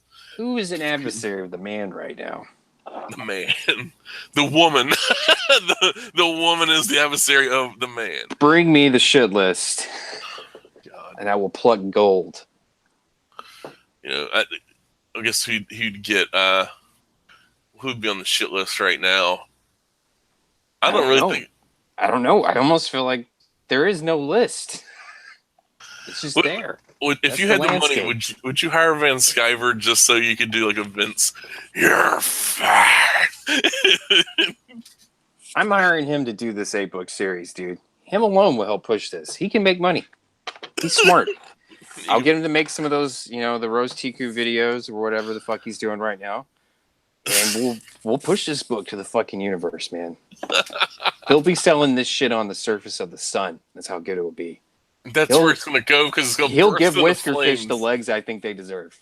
It's going to burst into flames where it belongs. Then there's going to be this huge crossover with the fucking Frogman he's got going on with the Whiskerfish. We're going to upgrade the Whiskerfish to Whisker Cyborgs so that they can fight these fucking frogs with the fucking robot legs. I feel like I'm high right now. I've never been high, but I feel like I'm high. Just talking to you makes me do that. I don't know why.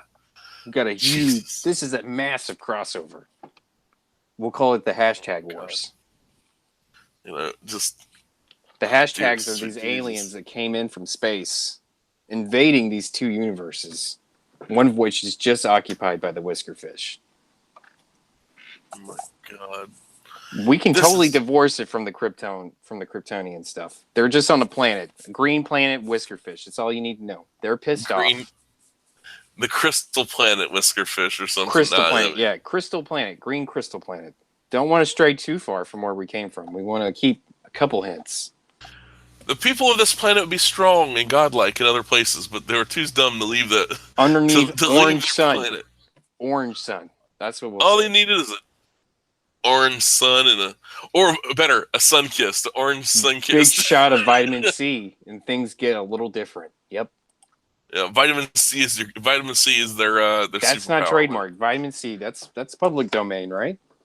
Yeah, you can spell it different, like VYTN or something like that, and then spell like the vitamin C part CEE. There we go. I like it. It's code.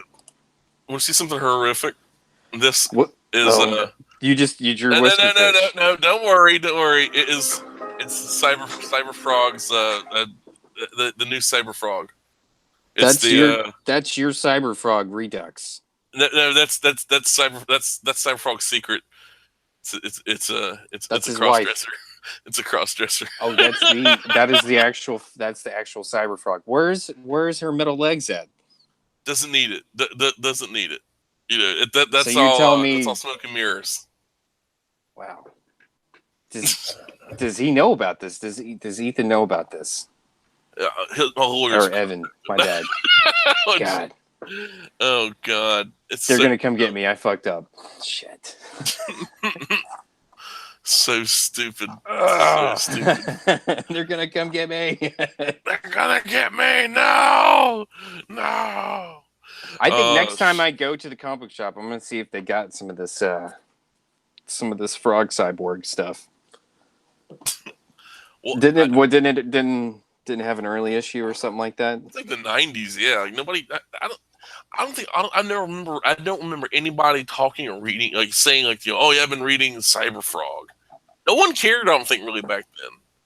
I mean, what company published Cyber Frog back Paris, the same people that published Vampirella. People cared about Vampirella back in the day. You had Grant Morrison, you had Mark Miller, you had Amanda Connor on it. You had Adam Hughes doing artwork at times.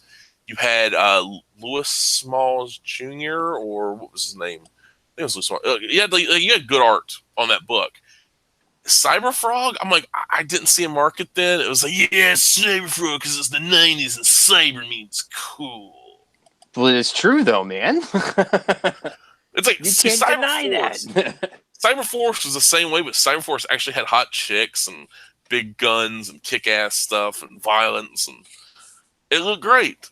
Cyberfrog, I didn't see the appeal to it. It just looked messy. There wasn't enough boobs. What was the problem?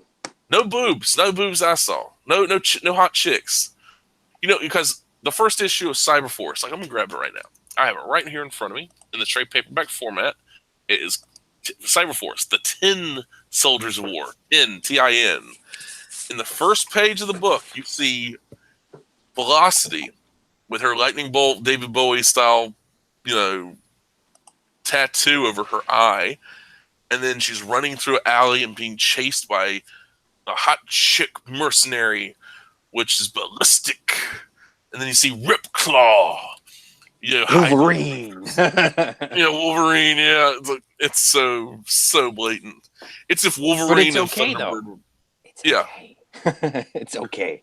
It works though. It's so dumb, but it works. That's all point. that matters. Yeah, it does work. We'll say that back then there was probably a bubble of time where it seemed like everyone was doing different characters, but they were all the same characters. Yeah, like how many Wolverine clones were there? All that stuff. It's just it's a bygone era, but things were more free back then. No, in a way they were, because they're so blatant now. It's like, oh, you just like there's people. Oh, you're just ripping off a cover by Brian Hitch or Brian Boland. It's like it's called an homage because it says like after that artist in the bottom corner, because that's called an homage. You dummy. It's like that. Peter Cimeti, who runs Alterna, for a couple of that comic of his, The Chair, he did like one of the covers was an homage to. I've seen a couple of those guys actually have done homage covers for a lot of their issues. And so people are like, oh, how dare they rip off this cover? It's called an homage. But a lot of people have not heard of homages. Like there won't. Let's get real. So I mean, there's two main comic book companies here, and you can't ignore the fact that Marvel and DC were, they're the forefront. They're the mouthpiece of comic books. When someone thinks of comic books, they're going to think of one of those companies. It's like how many comics companies actually have like super memorable covers? I mean, like covers that look, like that would be homage repeatedly. It would be a Marvel or DC book. That's just the way it rolls. Yeah, it's like this idea of having these covers. I mean, they're just going to be stuck in a person's imagination. But yeah, I'm looking at. Let's see. Should comment when I'm searching this because I forget there's. All right, look at this right here. I'm sure it's what you're. This right here, this comic Nexus, Steve Rude, had the best comic covers ever, and to say otherwise is a lie. Like, I've never read a Nexus book, but I'll tell you, I've always been impressed with the fucking covers for these books. Dude, look at this! Like hot chick, powerful dude, aliens, robots, worlds, all that stuff. Everything you'd want sitting right there. Yes. It's a great comic, though. It's about Horatio Hellpop. He is the son of a former Soviet dictator in space, and he starts getting visions. He has this like basically psychokinetic abilities, hence he can shoot laser beams and everything. And this being employs him to go and kill killers, because if he doesn't kill killers, he will die.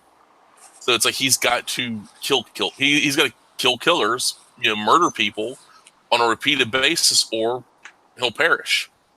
And it's like, I mean, just look at this shit. I mean, this stuff is like, this is the hero with the crux.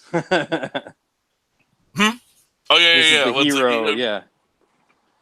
Yeah, it's like this was the next Nexus miniseries with these they were like the powers being divided up and this and that, but it's really really good. And they have this shit collected somewhere. They have the omnibus. They got the omnibuses out, which is they're like 5 or 6 volumes. I think more than that now. I think it's like 8. I might have to search this out. I'll be honest. I've always seen these covers for these books ever since I was a kid, and I've never picked up one of these books before. Well, he did. I mean, I enjoyed his World's Finest stuff too, but then to look at this cover for this is the world's finest book you did with Dave Gibbons. I mean, that's a nice cover, but I agree. to look at this cover, and this is just a random issue of Nexus. This is not some special. This is one of the miniseries stuff. That's I mean, stuff you remember. That's stuff that's iconic, as you say. yeah, because these aliens surrounding him, and like they're pointing at him, and this and that, and like also chick with cleavage showing and all that stuff. But yeah, I didn't even see that. I was too focused on the drama unfolding around them. yeah, and this is actually one of my favorite covers as well. Like this is like this girl, like she's like a big fan of Nexus. She's like a super fan. So it's like it's really. I mean, how many comic covers would actually have the effort to do this stuff? Like that would stand out on a shelf. You go by, I'm like, oh my god, I got to pick this book up. But because of the just the nature of the industry at the time, like independent publishing, it's tough to keep books like that published. And damn shame. I feel like It's I remember seeing they ads bounced. for independent books when I was a kid, but never picking any of them up.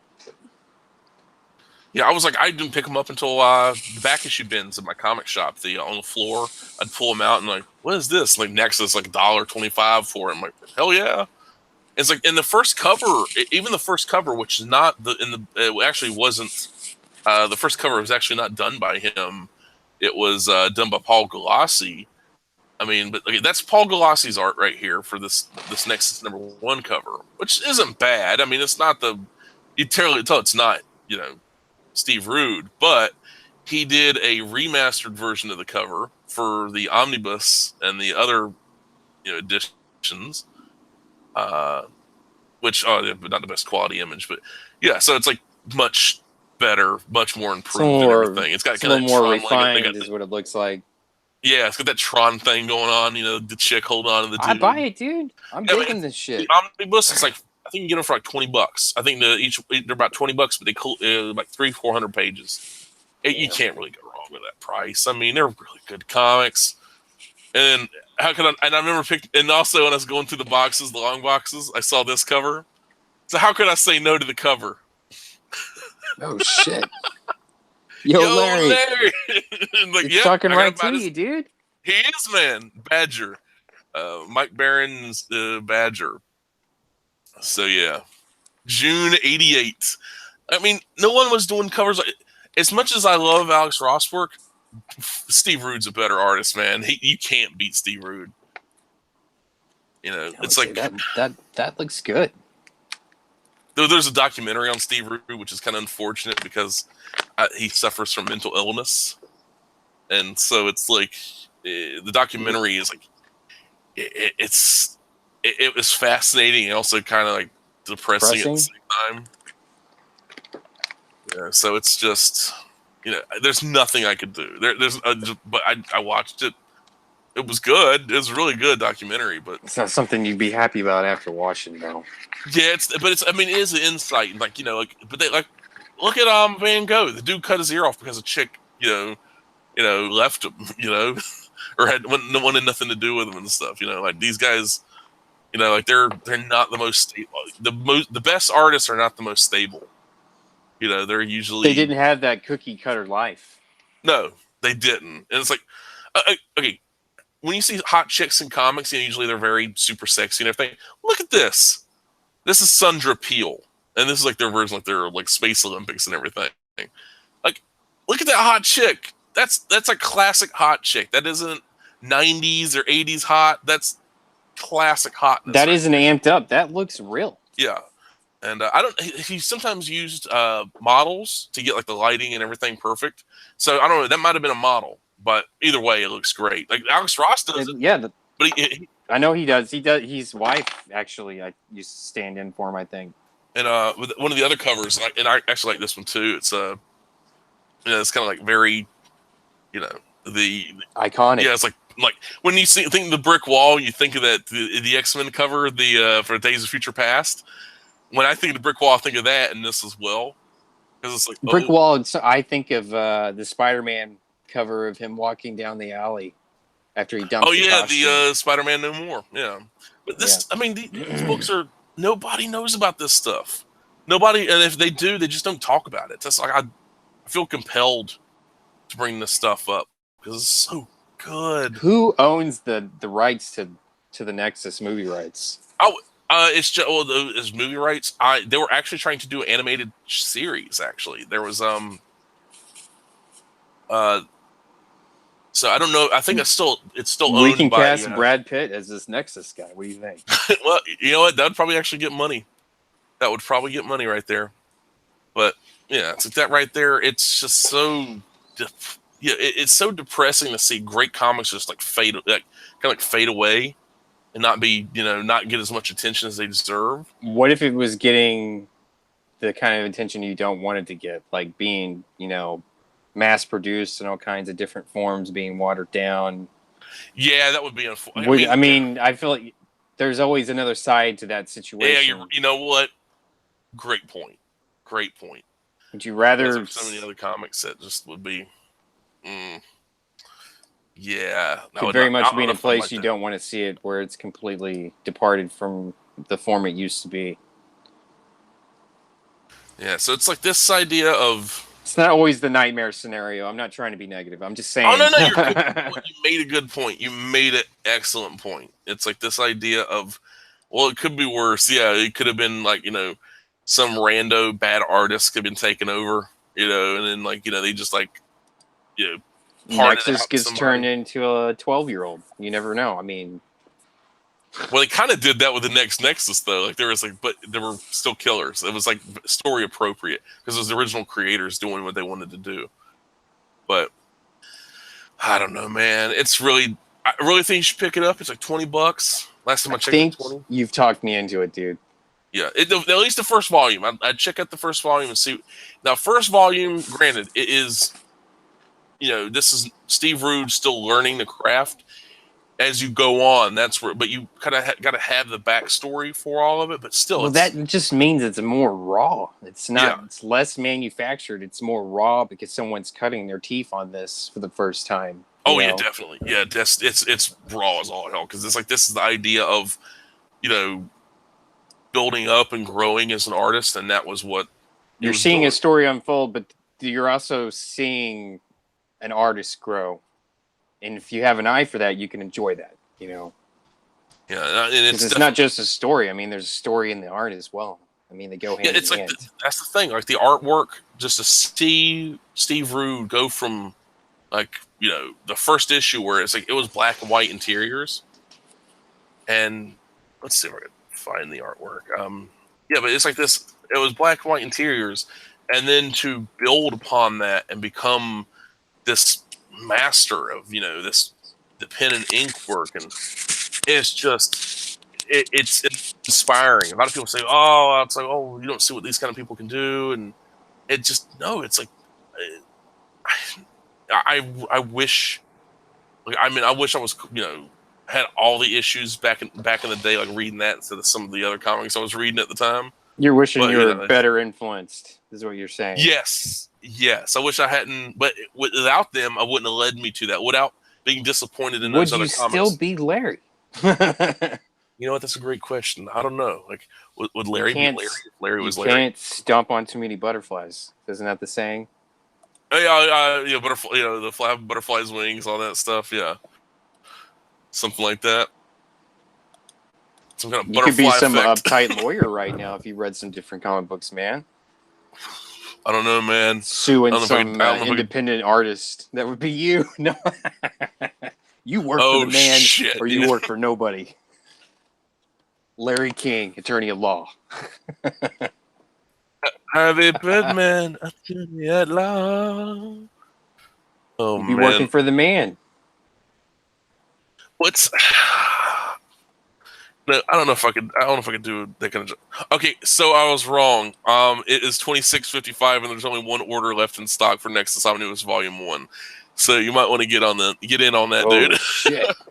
You were looking on the Amazon. Am I correct? Yeah, on Amazon. Yep. All right, I got access to that. Oh, what the fuck? Nexus Omnibus Volume 2 is not in print. What the fuck? There will be there. I'll find a way. What the fuck? Well, that's bullshit. Nexus Omnibus. But Yeah, they originally released it as their uh in like hardcovers and everything like that. But these are soft covers are smaller, a little smaller in size, but still like they're packed full, like 300-400 pages a piece. But very very worthwhile, very worthwhile. But I think I'm gonna go ahead and wrap it up there, man, because we're getting a little hoarse. And Uh-oh. yeah, but thank you again for joining me and shooting the shit and bringing up your crazy stuff and being a great a great balance and keeping it so it's not so serious. You gotta have a good time, dude. Yeah, gotta gotta have a good good time. Gotta have a good time. But and thanks for those popped in the chat for a little bit. I know it's like middle of the day, so most people are working. So it's like They don't want to hear me, dude. They don't want to hear me. They're just like, I'll hear you in the replay. Who is this guy that Larry keeps bringing on every week? Who's this Why stranger? Why can't he be Comics Perch? God. Dude, I want Comics Perch on again soon. It's like he's time is very valuable. It's like living damn it, in the shadow of the Colossus. The shadow of the Colossus. Were you climbing his fur? You climbing the big old bear fur? I can't stand up to him. There's nothing. I just don't have the content. You know. He would probably shoot down Whiskerfish. He's just not buying it. He's like, I can't stock that in the store, Matt. I just can't do it. Can't handle the backlash. Oh my god. It's like, why did you have to be so anti-Semitic in Whiskerfish? He's gonna get me on Twitter, dude. He's gonna tear my book apart. Yeah, you know what? He probably should though. It deserves it. Whiskerfish will be better once everyone tears it apart, and then I rebuild it from the ashes of everyone's complaints. Would there be a spinoff called Codename Whiskerfish? Like a serious version. Whiskerfish Confidential. There you go. Confidential. Tales from the Whiskerfish. Whiskerfish Identity Crisis. I don't know, man. We could go either way once everyone's done complaining. Crisis on Infinite Whiskerfish. Crisis on Infinite Ocean, starring the Whiskerfish. Oh, Secret Whiskerfish. Secret Whiskerfish. Sky's the limit here, dude. I've got an artist picked out. I'm obviously gonna write it because I can't fucking draw. We done figured that out. You're just gonna start your YouTube channel where you just shit on people and call them cum dumpsters. So I will flip this into I'm a creator, and this is what I do. You got to find some bullshit. Oh, here's a group of women just taking a photo. They're drinking milkshakes and make a big deal of it. I will find the dragon that needs to be slayed, Larry. Go after Matt Hawkins in his swinger party. I don't know if I can do that, man. He's, like I said, triple green light. That guy's living life. I'm going to leave him alone. You'll leave him alone. Even though his comic company used to make great comics, now it's like BDSM stuff. He's living life. It happened to fucking Savage Dragon as well. What the fuck's up with people in the West Coast, man? What's wrong with you people? That's not me. That's not me. I'm still Middle Coast. Yeah. That doesn't go away. Middle Coast, South Coast. Yeah. Wait, you're right. Middle of America. You're born in the heartland, so there you go. I was born in the very bottom of the heartland. There you go. You're not an American. You're a Texan. I've heard that multiple times. I'm greatest country in the world, man. Greatest country in the world. You didn't get the memo, did you? The stars are bright and big at night. Deep in the heart of Texas. You sell it. I don't have to sell this. People outside of Texas sell Texas better than people in Texas. Oh, don't worry. God. Thank Pee-wee's Big Adventure for that. Great portrayal right there. There's no basement in the Alamo. No. Oh my God. That's not how it works there. All right. Well, this is New Comic Book Day Aftermath, episode 3 or 4. Only 2 new comic books, but we did do it. 2 new comic books, but we covered a lot of shit, as usual. But Matt, thank you again. Folks, thank you. And until next time, folks, this is Larry King, signing off.